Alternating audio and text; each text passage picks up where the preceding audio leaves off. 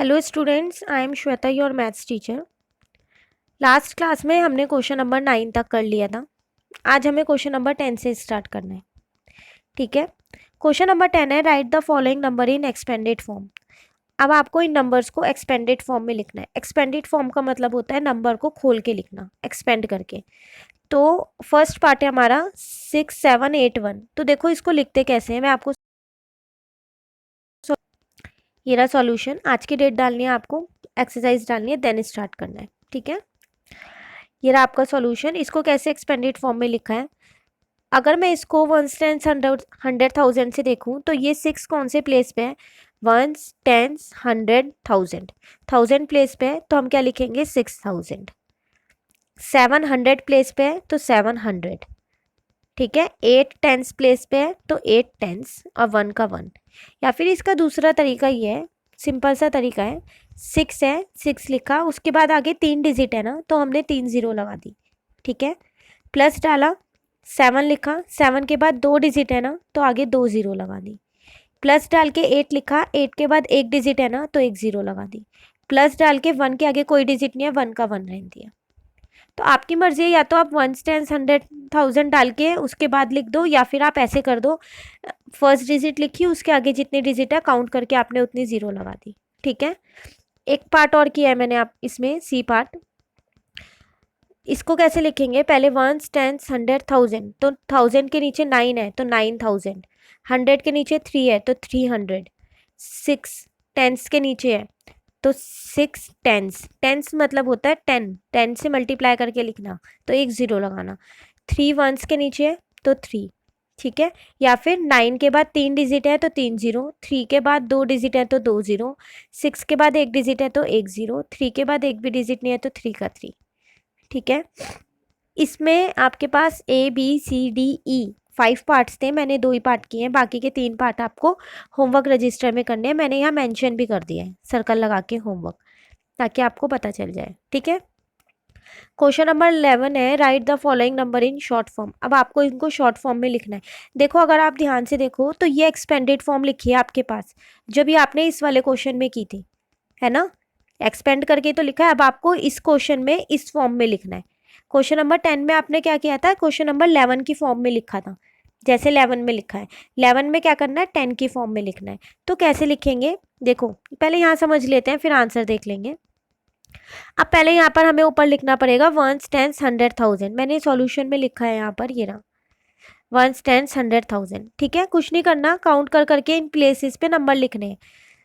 Ones tens 100,000, तो 5 कहाँ पर आया, 1000 पे, तो 1000 के नीचे 5 लिख देंगे। वंस टेंस 100, ये तो 0 ही है, तो 100 प्लेस पे क्या आएगा, 0 आएगा। ठीक है।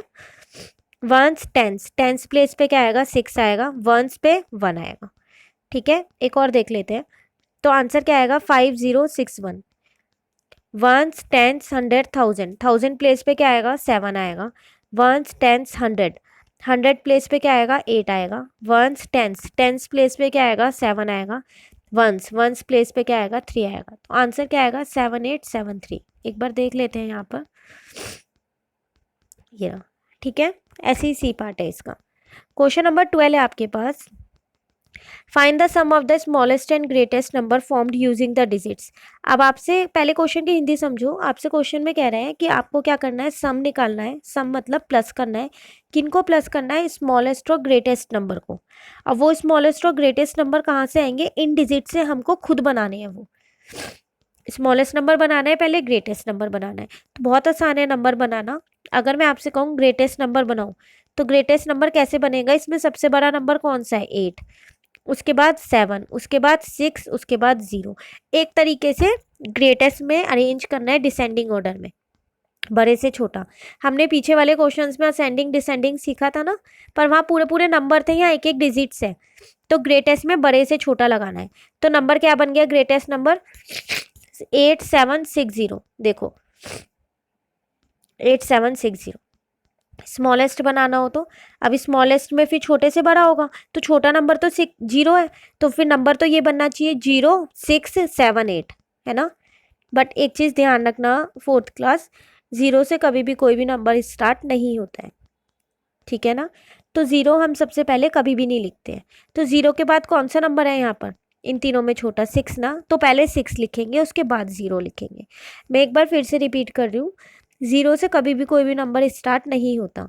तो अगर आपको स्मॉलेस्ट नंबर बनाना है और अगर उसमें 0 है, तो आप 0 के बाद वाला नंबर देखोगे कौन सा आएगा, उसको पहले लिखोगे और उसके बाद 0 लिखोगे। ठीक है, तो क्या आएगा 6078, ये ना 6078। क्या करना था, नंबर तो दोनों फॉर्म हो गए, फॉर्म करने के बाद क्या करना था, सम निकालना था ना। सम मतलब क्या होता है, प्लस करना। मैंने इन दोनों को प्लस कर दिया, मेरा आंसर आ गया। ठीक है, नेक्स्ट क्वेश्चन सेम यही क्वेश्चन है, बस एक चीज़ का फ़र्क है, यहाँ लिखा है फाइंड द डिफरेंस। डिफरेंस मतलब होता है माइनस करना। अब आपको पहले एक स्मॉलेस्ट नंबर बनाना है, एक ग्रेटेस्ट नंबर बनाना है, उनका क्या करना है, डिफरेंस करना है। पहले ग्रेटेस्ट नंबर बनाते हैं, बड़े से छोटा था ना, तो 9653। ठीक है, स्मॉलेस्ट नंबर बनाते हैं 3569। देखो ये रहा 35, ये 5 लिखा है यहाँ पर। ठीक है, अब क्या करना था, डिफरेंस मतलब माइनस, मैंने यहाँ पर ये माइनस कर दिया।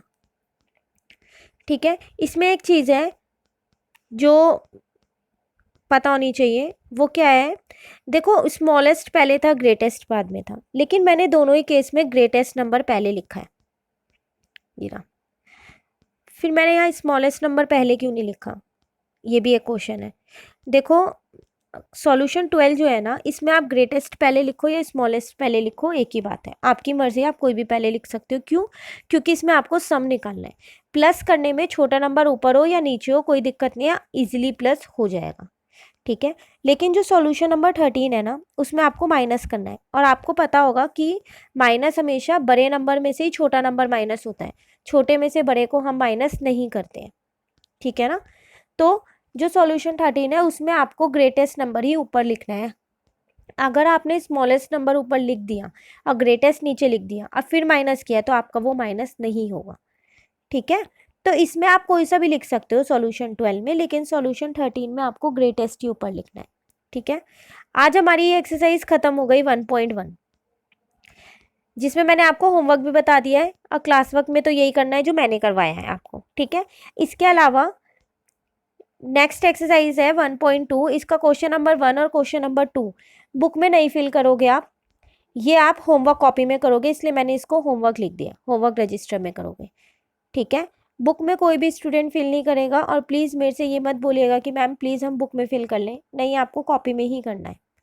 ठीक है, मैंने आपको यहाँ होमवर्क लिख के भी दिया है, आप अगर यहाँ पर स्क्रीन पे देखो तो, do question number 10 B D E of exercise 1.1, do question number 1 2 of exercise 1.2, do all homework in homework register. जो मैंने यहाँ लिखा है ये आपको होमवर्क रजिस्टर में करना है, और जो ये मैंने आपको करवाया है सॉल्यूशन दिया है, ये क्लास वर्क में करना है। कुछ बच्चों ने, जब ये लास्ट आपकी कॉपी चेक हुई थी, तो कुछ बच्चों ने होमवर्क भी क्लास वर्क में ही कर दिया था। बेटा होमवर्क का काम होमवर्क रजिस्टर में करना है, क्योंकि जब मैं आपसे होमवर्क रजिस्टर मांगूंगी चेकिंग के लिए, तो फिर आप मुझे क्या दोगे चेकिंग के लिए, बताओ। इसलिए जो मैं आपको होमवर्क बोलती हूँ वो होमवर्क रजिस्टर में करना है, और जो क्लास वर्क बोलती हूँ वो क्लास वर्क में करना है। ठीक है, बाकी 1.2 हम नेक्स्ट क्लास में करेंगे, ये दोनों क्वेश्चंस आप होमवर्क रजिस्टर में कर लेना। ठीक है, बाकी का काम नेक्स्ट क्लास में करेंगे। Thank you, have a nice day.